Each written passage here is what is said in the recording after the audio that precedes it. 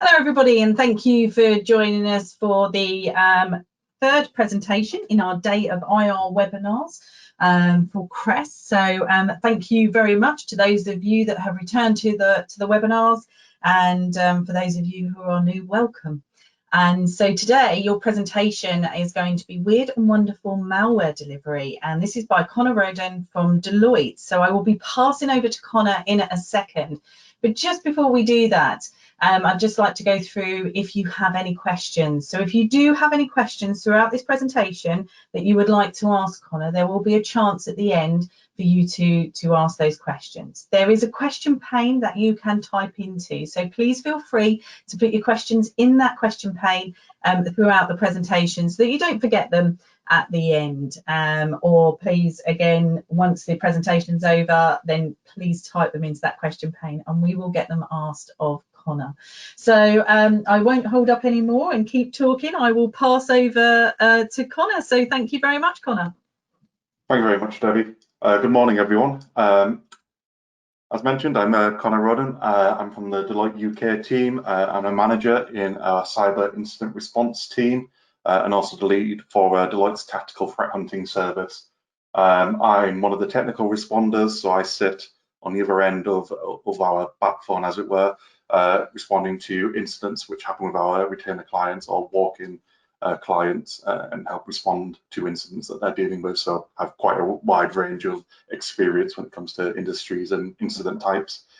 I'm also quite active in the CTF scene as well. So this is my 9-to-5 job, but also a hobby on the side where I'm practicing in net wars, on Hack the Box, on a Try Hack Me, anything like that, trying to get more skills and hopefully one day be able to call myself a purple teamer rather than just a blue teamer.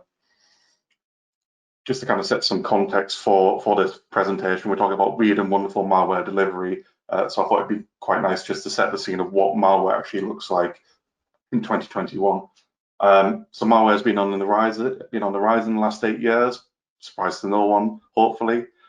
These figures come from a German organization called avthreat.org, which look at the amount of detections generated via AV products, and as you can see, exponential growth, constantly going up, constantly being used by our threat actors.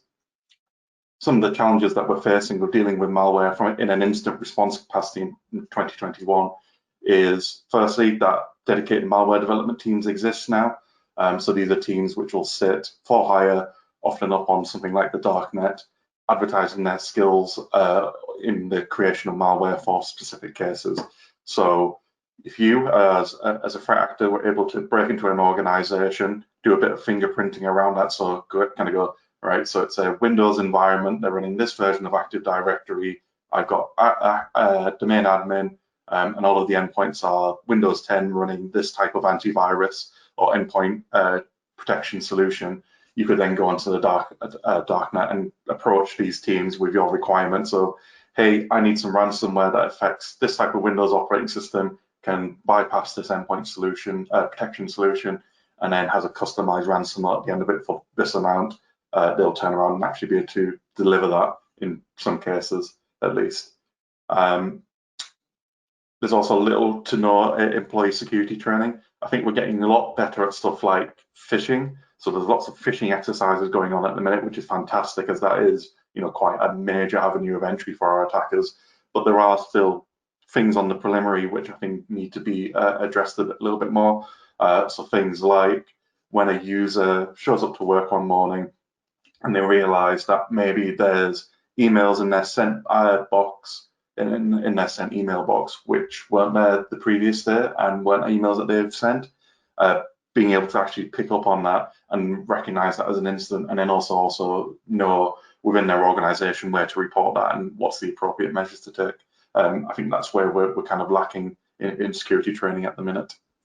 Silver bullets still don't exist in the cyber defense world. Buying one EDR or AV solution doesn't protect everything on your network, and that's for a multiple amount of reasons, really, which we'll kind of cover partially in this presentation. And the monetary investment in these malware campaigns is going through the roof. I don't think anyone really expected something like, let's say, the Ryuk ransomware when we first started looking at seeing ransomware going to the wild, and it was encrypting like people's photos, family photos, and people thought it was the end of the world. Where we're getting to the point now where that Ryuk ransomware and some of the Bitcoin wallets, which the ransoms were paid into, are being tracked as having $150 million worth of cryptocurrency going between them. You know, the monetary investment is definitely there, to the point where even advanced threat actors, nation states, are using these kind of malware campaigns as side of desk activity to generate revenue, even if it might not be a primary target. But then they also do use ransomware as kind of a leading presence sometimes as well, to make investigations more difficult. So ultimately, we have this statistic at the bottom: 92% of malware is delivered via email. And this presentation is looking at what that last 8% might actually look like, using 3 case studies of incidents that I've responded to. So diving into the first one, Macropolar, just to set the scene for this one, this was an incident which came through the hotline. The client in this instance saw that PowerShell was trying to run a Metasploit payload on an endpoint. Metasploit is, for those of you who don't know, is a framework which allows people to make, let's say, little bits of malware, little tools, reverse shells, all these types of things. It's kind of like a big framework of tooling for red teaming or threat actors to use. It's quite loud though, because it's a well-known open source framework, at least in its base form. It's quite well known and quite well researched from a defense perspective. The endpoint agent in this scenario was a fully patched Windows 10. It had an updated AV and EDR solution on that endpoint, which managed to block the Metasploit payload. EDR, for those of you who don't know, is kind of an evolution of endpoint detection and response, where it will actually start looking at alerts and allow you to actually start taking some automated actions against those alerts on that endpoint, and tends to go deeper, where AV will just look at kind of the file or file signature as a whole. EDR will try and look beyond that and try and identify things which might fall through the cracks of AV detection. The user for this endpoint worked in the recruitment team, sent and received a lot of documents, office documents in particular, which kind of help build this hypothesis to begin with. Ultimately, though, the question was, it was an unknown method of compromising execution. So the client could see that PowerShell was running. It was trying to run this Metasploit payload, but there was no indication of how actually PowerShell started up to begin with and how the attacker was able to interact with that session. So looking at that scenario to begin with, you start building this hypothesis, which is kind of the common, I guess, attack path in these instances. So a user receiving a phishing email, there's being a malicious attachment or a malicious link attached to that email, there being embedded macros, then kind of moving on to, at least in malware delivery, fingerprinting of that system, additional payloads being downloaded, and then the attacker generally moving towards their objective, whether that be the compromise of data, deployment of ransomware, or anything as the like. However, in this case, this hypothesis is mostly wrong. We'll start diving into that. So our first steps of this incident, we identified a small macro embedded Word document in the user area with obfuscated code. For anyone who doesn't know what obfuscated code looks like, that's what it looks like on the right there. So it's kind of deliberately meant to be obscure, not only for us as kind of incident responders and analysts, but also for our protection solutions. They might not be able to look at that and identify, just reading it as it were, that this is something that's malicious and that should be either alerted on or blocked. But looking at that, looking at the small macro embedded Word document being in the user area, it's kind of reasonable to assume that the initial hypothesis could be correct. If this was, let's say, a new incident responder looking at this, they might not have the skills to be able to look at that, know how to decode that, and actually do this level of verification to actually go verify that hypothesis. But in which case, you know, we know these techniques in this incident. We know how to decode this macro and hopefully find out, okay, we know that this is here, but what's it doing next? This is quite a small Word document. There's not a lot in it. It's quite small in size, so there must be more to this. So that's where we're leading to the assumption that there's probably a stager and that we need to find out about that so that we can start blocking that on the firewall, wherever that might be going out to the internet to grab it from. So we apply our techniques and we get this decoded little bit of script in the bottom left here, just to kind of plainly read this out. What this is doing is it is opening a zip file, extracting its contents, and just making it available, much like you would do if you right-click extract files here. That's what that code was doing in this instance. The payload was actually sourced locally on the machine. So where we would expect a bit of malware to go out to the internet and grab additional tooling as it requires it and bring it back down, this was actually looking locally on the machine to find the tools that it needed to perform this compromise. There were no signs of the initial Word document within the user's mailbox or within the email system in general, kind of leading to the conclusion that actually, unless the attackers got access to those systems and being able to cover their tracks, that the entry point for this malware was probably different. A different approach was used by the threat actor in this instance. So ultimately, it left us with the questions: how did this initial Word document get here, and how is the payload already on the system in this case, where this Word document is able to call backwards and look internally on that system to find what it needs. So digging a bit deeper, we started searching the file system of this endpoint, looking for zip files that could contain this payload. So we're looking at anything with either a .zip extension on the end of it, or with an archive file header on the front of it to indicate that it is a file that can be extracted. Ultimately, that didn't come back with much to start off with, and then we started expanding our search to include other Office documents, in which case we found a second Word document. For those of you who don't know, a Word document or an Excel file or anything Office related is in essence an archive file, much like a zip file. So if you right click on a docx file in the screenshot here, I've got an example, I've got an Excel file. If you right click that and extract it, you'll see that there's actually a file structure in there. There's a folder structure within there in which you can actually go and explore the contents of that file. So if you've got malicious code in your Word document, you're likely to be able to find a file in here. A VBA project is what it'd be classed as, which would contain that coding. The Word document that we discovered claimed to be information on a COVID-19 furlough scheme. It was quite light, so there was blocks of text, there were pictures in there, but ultimately it was only 2 pages long, whereas the actual document itself was around 50 megabytes in size, which was quite a lot bigger than we were expecting really for a document of that length with that much content. The document was also received to the system 2 weeks prior to that initial Word document being dropped in the system. So this was here before that initial, what we thought was the initial compromise. Exploring the contents of the Word document revealed that there were multiple encrypted zip files within that archive, which the attacker was calling upon to install on that system to carry out their attack. Kind of building up the kill chain then and looking a little bit more, we went back to that initial Word document, started doing a bit more work around the rest of the obfuscated code within that, and identified that it was actually doing some system fingerprinting. It was using document properties rather than system calls to avoid detection. So rather than going to Windows and asking Windows, hey, what version are you and what patches do you have, which is normally something that an EDR solution will pick up on as suspicious, as fingerprinting, it was looking at the properties of Word itself, properties of the document, which folders it was in, which folders existed, etc., to avoid detection by not asking so overtly, what system it was on.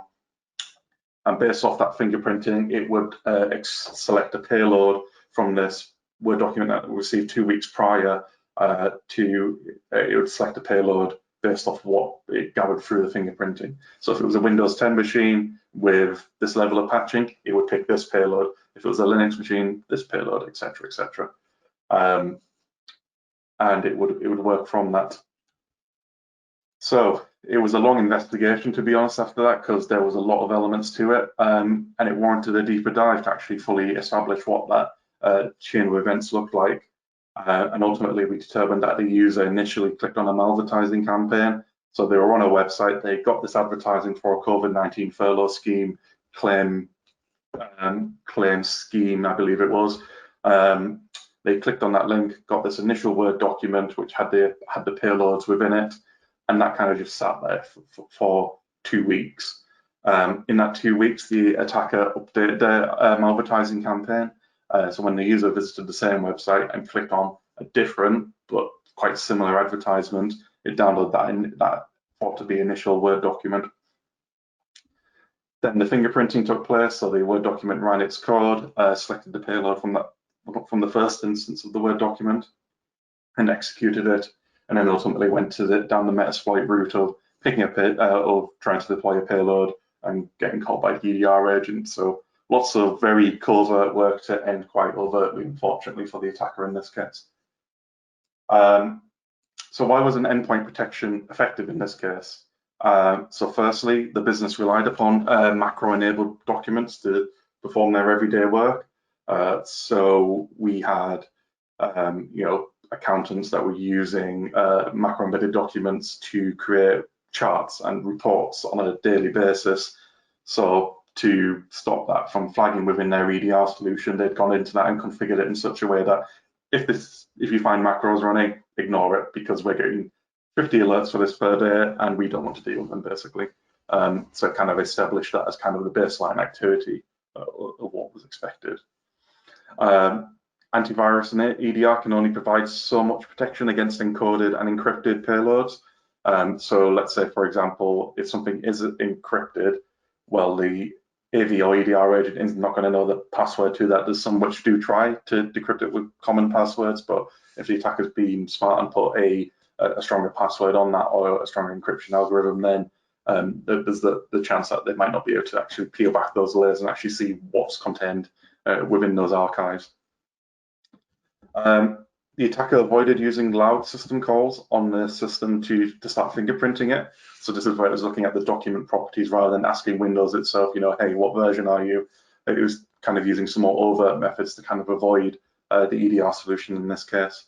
The cyber defense strategy for this client in particular was all focused around the assumption that every incident that they were going to deal with would be a phishing email and malicious attachments to that. So had invested 100% of their manpower, of their investments, monetary investments, all of their technology, etc., into protecting that mail system, kind of leaving avenues of entry like this quite open to attack, despite that EDR system being there.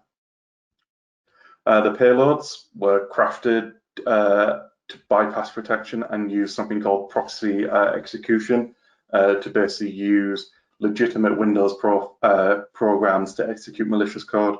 So again, something which was a little bit of an oversight from the EDR perspective, from the detection perspective. But even then, this being a new technique at the time, it was quite quickly patched, but still, new techniques are coming out all the time. It's a constantly evolving landscape, and it's something that everyone needs to kind of keep on top of.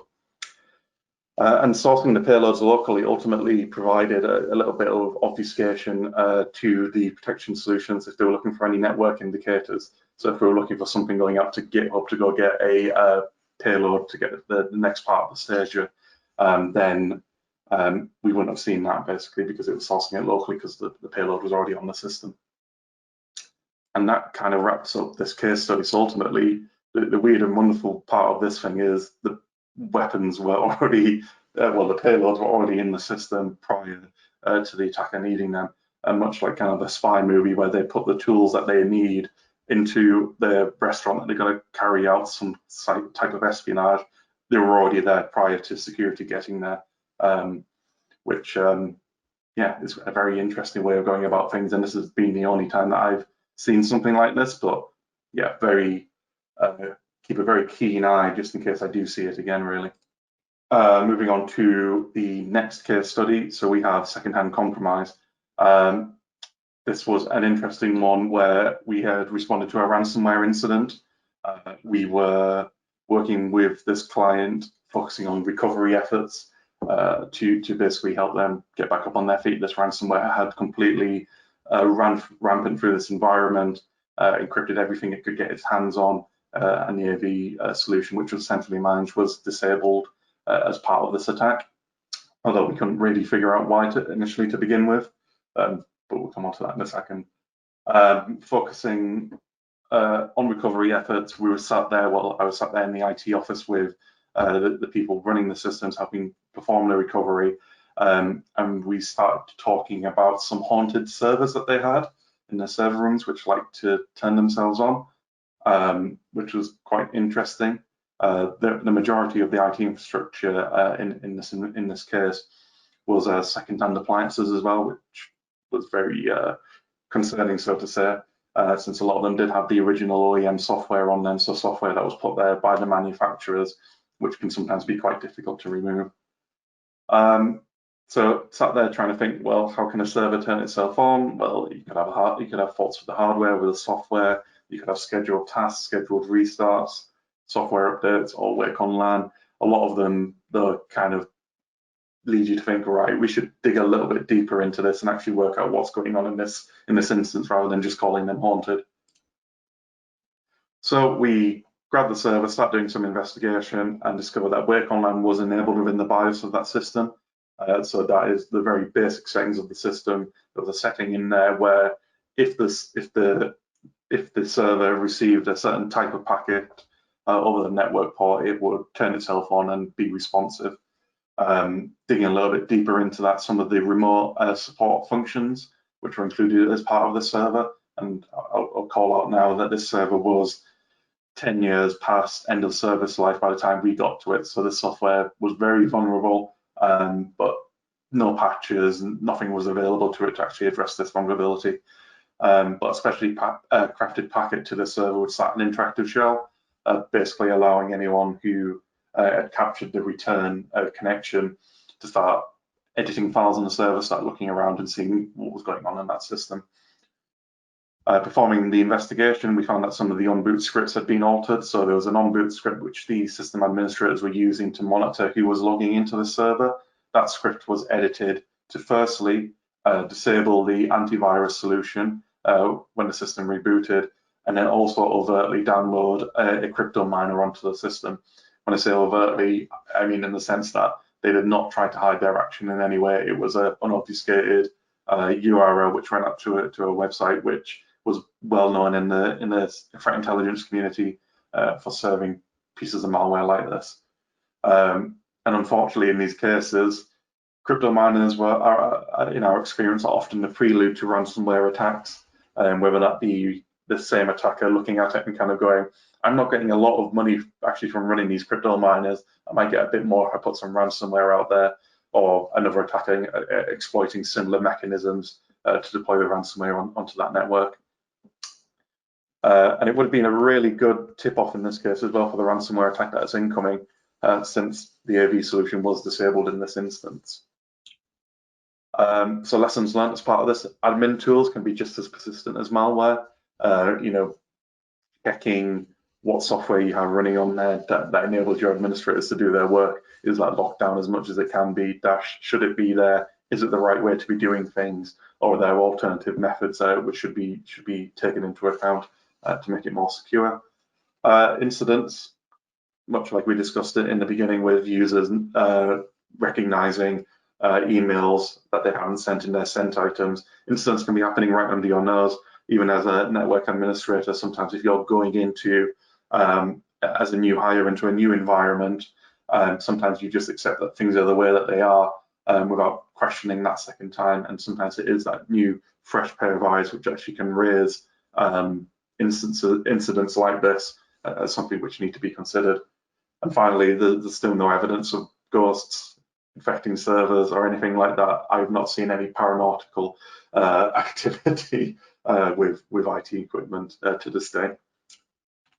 So switching over to our last case study here, APT switching to manual. So in this incident, the client had received a notification from the NCSC notifying that they had a server which was communicating with a known APT actor. There was a next-gen EDR solution on this server, so brand new, just out the box, bells and whistles on this server. It's just been configured, I think, for about 2 weeks, where they were just kind of getting used to this tool. And the server that was affected was an admin jump box for third-party IT support. Now, as an incident responder, when I hear that an APT might be involved, I've got ATP down there, but anyway, when I hear that an APT is involved, it kind of changes the way that I think about approaching an incident. So our communications compromised, for example, we've been communicating over, something like Zoom and Outlook or Office 365. If they've been compromised, do the attacker know that we know it and might take some proactive measures to hinder an investigation? It also brings into consideration stuff like data collection. Do you put new tools onto a server which an attacker might notice, or even risk doing something like taking a server offline for a couple of hours while you do a physical image or a memory capture, and the attacker potentially noticing that it's not usual, and then again taking retaliation actions or even anti-forensics techniques to kind of throw off our investigation. So baby steps in this investigation. We started using the EDR's live analysis functionality to perform the initial investigation. Because it was a tool that was already there, it was already established. We kind of believed that it wasn't going to tip the hat to the attacker that we were investigating what they were doing. And the first thing that we noticed was a large amount of base64 encoded commands within the Windows event logs. For those of you who don't know what base64 looks like, that's what it is on the right there.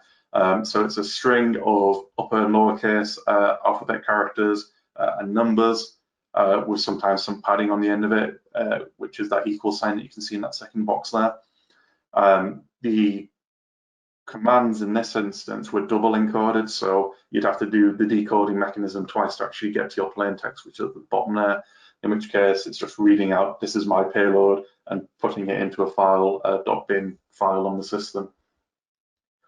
The network admins were using base64 commands as well regularly as part of their rollout of some software asset management tooling. So it wasn't initially flagged within the EDR tool as something that was malicious, since it was set as, yeah, we're getting alerts for this every time this command runs. It's a legitimate process. Let's just whitelist that and stop getting, hundreds of emails into our mailbox saying that we've got a problem. The commands were all echoing their contents to one file within the temp directory. These tactics are not uncommon and are quite are often procedures that are used by threat actors to bypass endpoint protection solutions. However, what was really suspicious in this case was the timing. So between each command, we were seeing each command that was writing new data to that file.bin file, we were seeing minutes and sometimes hours apart. And even then, to add to this, when we fully decoded all of the base64 commands, we discovered that there were spelling mistakes in some of the commands being executed, which kind of all led to the accumulation that the attacker in this instance was manually typing out their payloads and then executing them on the system, which was quite impressive, really, when some of the payloads were, thousands of characters in length. And the way that they were doing this as well is they were doing it in chunks of 64 characters at a time. I imagine one for error checking on their end, even though it wasn't entirely effective, but also it helped contribute towards obfuscation of the attack as well. With these commands being executed minutes and hours apart, it's quite difficult from an investigation standpoint sometimes to tie those events together if there's such a large amount of time in between them. But in this instance, we're able to do that and fully reconstruct the attack and ultimately determine that, yeah, it was detected before the attacker was really able to execute on their objectives. So why wasn't the endpoint protection effective in this case? The attacker ultimately used techniques which the administrators used as well. So this is a technique that we call living off the land. So not putting new tools into an environment to deliberately obfuscate your actions by using tools which are already there and are already used by the administrators there to get around any detection that might be there. As discussed before, EDR can only go so far with decoding malicious contents. So in this case, with it being double base 64 encoded, we could see in the platform that it did do that first level of decoding. However, when it came to that second one, it kind of stopped at that point. And there is a legitimate reason for that, in the sense that you don't want to throw something like that into a loop where it starts eating up system resources, recursively decoding. If it hits something like that, which is potentially a technique which an attacker may use to ultimately take up system resources and obfuscate their actions to the EDR solution as well, by taking up all of those system resources and hiding in plain sight, really. And the attacker's prolonged method of infection via writing these commands 64 characters long over days meant that, in that sense of that timeline, it was very difficult to tie these events together and kind of holistically kind of say this is one malicious action that needs to be alerted on. It's all these little informational events which weren't really flagged within the platform. So some key takeaways from me. So detection and prevention activities don't guarantee success. So this is kind of something that we see sometimes, where all of the eggs are put into the basket of, right, we're either going to detect it or prevent it, when actually, as we saw with the Macropolar incident, putting all of the eggs in the basket of the email protection and an EDR solution on the side didn't ultimately protect from the attack in that instance. And it needs to be a more holistic approach to security, and also being ready to respond, so that when your 92% effective defense strategy fails 8% of the time, you're still ready to respond in that instance. Correct implementation of tools is critical. We've kind of talked about some of the failings of EDR solutions, but ultimately they are really useful tools, and one of the key recommendations that we have coming out the back of a lot of incidents where they're not there. Ultimately, though, a tool is a tool, and if you're not using it correctly and not implementing it correctly, then it's not going to be effective. That's why stuff like whitelisting macro activity from Word documents, something that we wouldn't recommend doing on a wide scale. If it has to be used, maybe whitelisting, hey, if you see macro activity happening from a document which is originating from this location or is signed by this user, etc., is a lot more best practice way of approaching whitelisting and configuring that tool set to not spit out thousands of alerts every hour. Visibility of the whole estate is key as well. You won't be able to detect the incidents that you're not monitoring for, which is much where stuff like, projects like threat hunting come into scope, even where you have, network monitoring, endpoint monitoring, cloud app security, etc. There's always going to be alerts which kind of may flag something, but it'll only be when you look between the alerts that you'll actually find something malicious, and that's where threat hunting kind of comes into this, and putting a new set of eyes over things as well, something which you might become quite blind to if you're getting 20 emails a day about one alert. You might look at it the first time but then ignore it the next 19 times because you've seen it before. Really important activities kind of to be undertaking to question what's going on. And then finally, the cyber arms race continues. We're getting better at defense, we're getting better at response, but the attackers are getting better at what they're doing as well. And ultimately, all of this boils down to keeping up with that and being prepared as well. So knowing what the future looks like and doing your best, albeit nobody can really ever get fully ahead of the curve because of 0 days and new vulnerabilities that are coming out, but trying your best to get ahead of that curve to meet the moment when it does actually occur. So those are my key takeaways. Time to move on to the question and answer section. That's great. Thank you very much for a very interesting presentation there, and some really interesting case studies that you made your way through on those. So just to let everybody know, this is your chance to ask Connor any questions that you have with regards to his presentation, or anything else that you find is a burning issue that you feel that he may be able to answer. So please feel free to type in the question pane and we will get those asked of Connor. I have to say, looking through those case studies, I was a little bit disappointed that you didn't find some paranormal activity. I thought it was, I think it's kind of everybody's waiting for that to be proven. So you just have to keep going on that one, I think. But it's really interesting. Do you find that within organisations that you go into, that they've had a go at using tools that sometimes can actually make the situation more difficult for them once you've sort of gone in there? Yeah, definitely. And there's definitely something to be said for tools which are kind of just taken out of the box, deployed into an environment, and not really looked at until an incident happens, and then it's kind of like, well, this isn't tuned to your environment at all, because someone hasn't taken that time to go on and do the configuration. There's also equally a question around this, which is quite common, which is, so which is the best, which is the best EDR solution, which is the best network monitoring solution? And ultimately, the answer to that question is you need to look at all of the tools which are out there and pick which ones fit for your environment.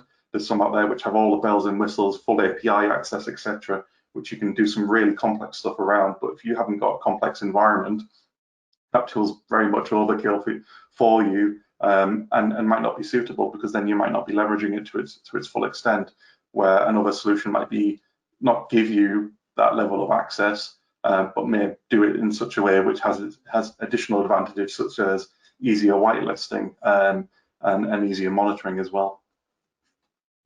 Lovely, thank you for that. And with regards to COVID-19, have you seen that the pandemic has shifted the IT infrastructure and the way of working? Has it changed the nature of attacks that you're seeing? Yeah, so it's one of these things where obviously everyone's, well, if you can work from home, you're working from home at the minute, right? And that's kind of led to some companies having to rapidly adapt what their IT infrastructure looks like. So you've got new VPN access points, you've got people jumping to Office 365 and using that as their primary platform for working.